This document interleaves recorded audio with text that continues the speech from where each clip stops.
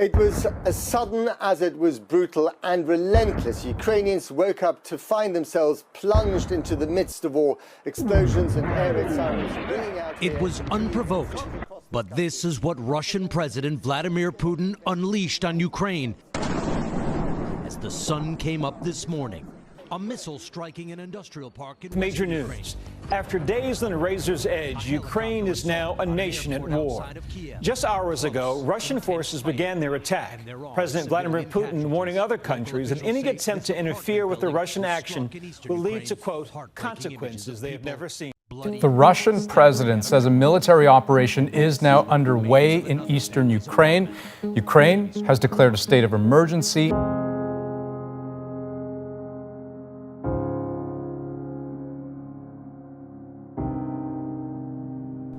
Russia and Ukraine are at war.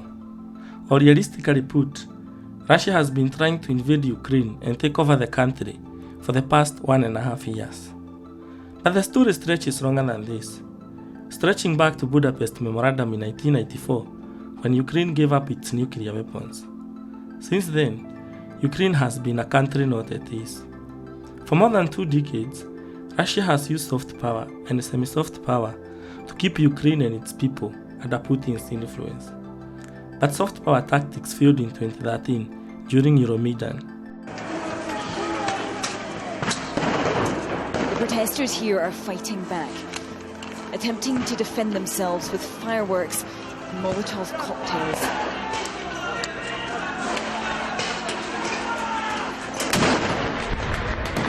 In the ensuing protests, the pro-Russian president was toppled for choosing pro-Russia economic pact at the expense of a European trade deal. Putin did not appreciate Ukrainians' defiance and responded by what he knows best, invading Ukraine and annexing the Crimean Peninsula.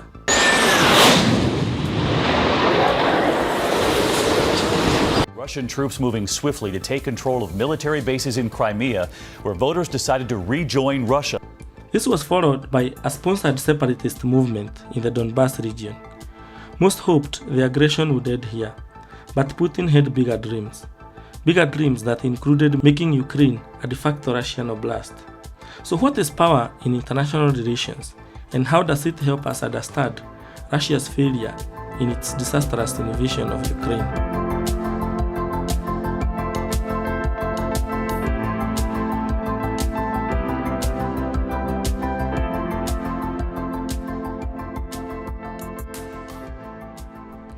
In international relations, sovereign states are interacting with each other, but that is where the problem comes in. There are no well-defined rules that each country has to follow. Better still, there is no single entity with legitimate power to force other sovereign states to play by a certain rule. This leaves power as the only tool to force cooperation among sovereign states with competing interests. Therefore, international relations have always been about who has more power than the others. Power is the ability to force others to act in a way that favors us. It is more like the animal kingdom. The strongest trumps the weakest. In the 20th century, international relations was all about hard power. That is, using force as the means to an end. Think about the World War I, World War II, and even colonization. Main powers, including Germany, the Soviet Union, and other European powers, were not playing nice or trying to persuade weaker opponents to support them. You either yield to their demand or be invaded with ruthlessness. Now that is called hard power. But things have changed since the Second World War, making invasion a less appealing tool of persuasion in international relations. Establishing international institutions such as United Nations and rules such as the UN treaties mandate respect for internationally established borders. So economic sanctions and coercive diplomacy have become the new sources of hard power. Think of the Cuban Missile Crisis, an attack on US embassy in Iran. US responded with new hard power tools in the form of economic sanctions.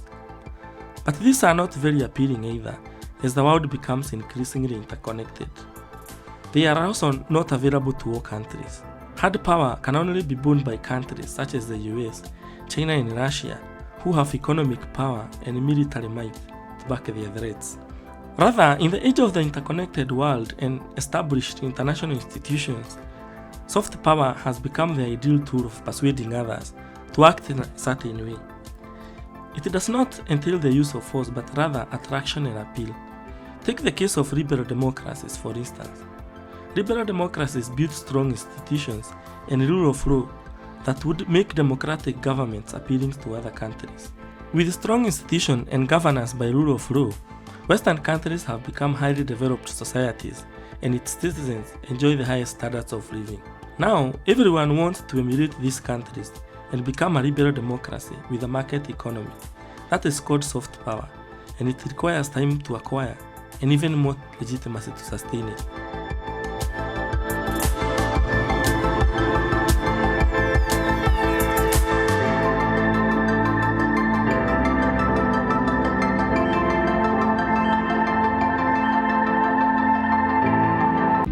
So, how has soft and hard power shaped international relations between Russia and Ukraine? Russia and Ukraine share deep historical, cultural, and linguistic ties. These ties are so intertwined that about half of the Ukrainian population speak the Russian language. Russia and Ukraine became independent states in 1991 after the breakup of the former Soviet Union. But Russia did not intend to become just a former Soviet state, subservient to Western powers. Russia wanted to assume the position held by the Soviet Union in international politics. But the country knew it lacked the military and economic power to project its position in the international arena. So Russia needed to consolidate power, and fast. So they leveraged Western powers' goodwill and naivety in thinking that Russia would become a liberal democracy. Russia's soft power comes to play here. The country knew Western powers desired to stop the proliferation of nuclear weapons. Russia positioned itself as the only former Soviet country with the technical capacity to safeguard and maintain the nuclear arsenal of the former Soviet Union. So began the nuclear non-proliferation treaties that saw former Soviet states including Belarus, Kazakhstan, and Ukraine give up their nuclear arsenal to Russia in exchange for security guarantees. But it would begin with Ukraine. In 1994, Ukraine signed the Budapest Memorandum, which required it to give up its nuclear weapons to Russia in exchange for some money and security guarantees from the UK, the US, and Russia itself. But while politicians in the West celebrated the achievement as important for global peace, some experts in international relations were skeptical of Ukraine's true independence from Russia without bearing any nuclear deterrence. In fact, in 1993, University of Chicago professor John Mearsheimer registered his skepticism about Ukraine's true independence without any nuclear weapons. In the article, Mearsheimer predicted that Ukraine would face aggression from Russia if it did not possess any nuclear deterrence.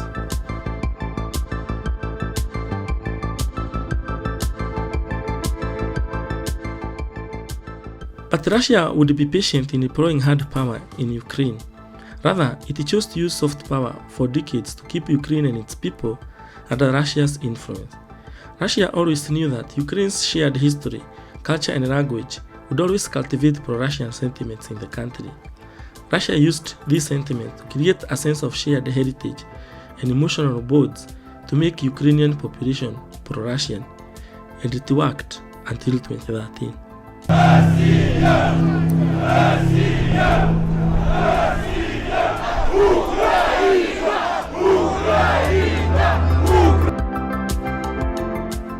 For about 2 decades after independence, Russia used soft power tactics to make sure Ukrainian government and its people had a favorable view of Russia.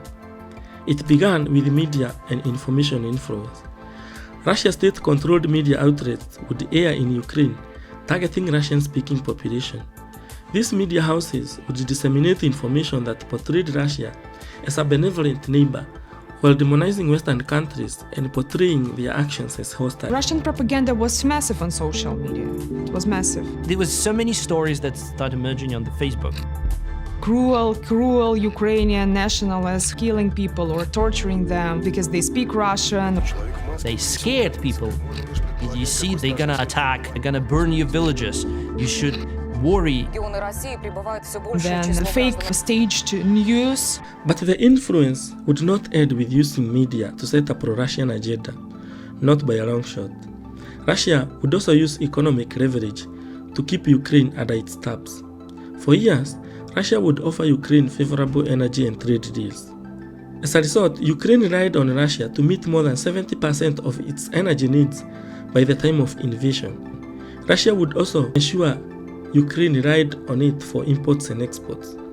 By 2012, about 25% of Ukrainian exports were destined for Russia. Russia also accounted for that 2% of Ukraine imports. But media and economic influence were not the only tools in Russia's soft power playbook in Ukraine. Russia also cultivated strong political ties with the political elite in Ukraine, be it through financial support or support of pro-Russian political parties.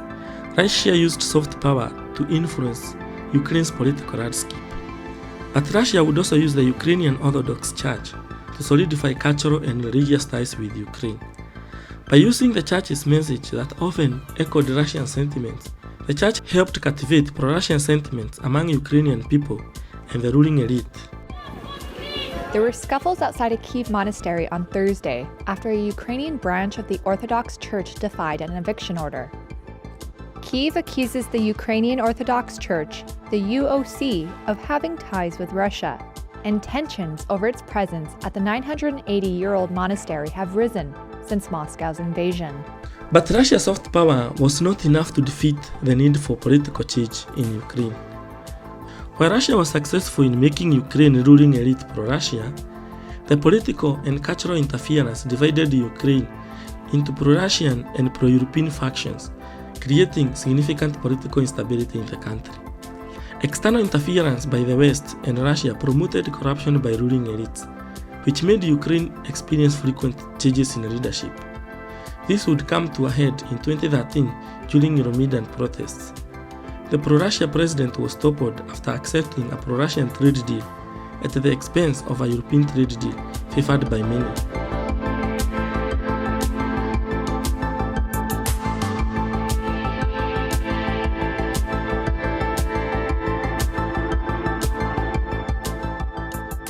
This ushered in Putin's use of hard power in his attempt to return Ukraine into Russian influence. Putin was unhappy with Ukrainians' defiance. How could they topple a leader that Putin endorsed? Sensing that Ukraine would take a new path away from Russia, Russia invaded Ukraine and annexed Crimea. But it would not end there. Putin would also sponsor separatist movements in the Donbas and Luhansk region in guise of protecting Russian population from persecution by Ukrainian authorities. The simmering war in East Ukraine saw a large-scale escalation this weekend, with 5 Ukrainian soldiers killed and more than 20 wounded after separatist militants tried to take over army positions. The deaths come after a sudden increase in fighting on the front line this week. They allow permission here on condition that we have a minder. So basically, they take us to the people they want us to speak to. It's very controlled, but we've come here anyway because these guys no longer see themselves as separatists. They really believe that they're building a state, of course, with Russia's help. Lucky for him, Western countries were unwilling to challenge this monumental abuse of international law. How could they, when Russian oil and gas supply to Europe was more important than Ukraine's existence?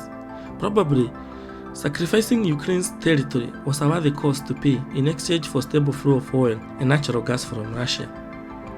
But Putin had a bigger dream than Crimea. He had seen the West was hooked to its oil and gas. It was only a matter of timing, and he could use hard power to take over the entire country when the fallout from the annexation of Crimea had abated. But most in the West hoped the aggression would end there, and Russia's violation of Ukraine's sovereignty would be forgotten as a bad dream. Boy, were they wrong.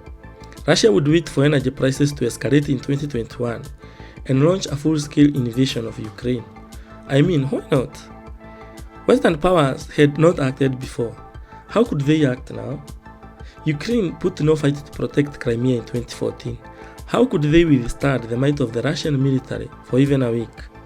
Russia hoped the invasion would be a few days affair, and Ukraine would be thrust to oblivion before Western powers could do anything. But it ended up being a miscalculation of an era. The world was outraged. Ukraine persevered and limited the scale of the invasion. Western countries responded with economic sanctions before proceeding to arm Ukraine. Now Russia is stuck in a prolonged conflict in Ukraine without any viable way to win the war.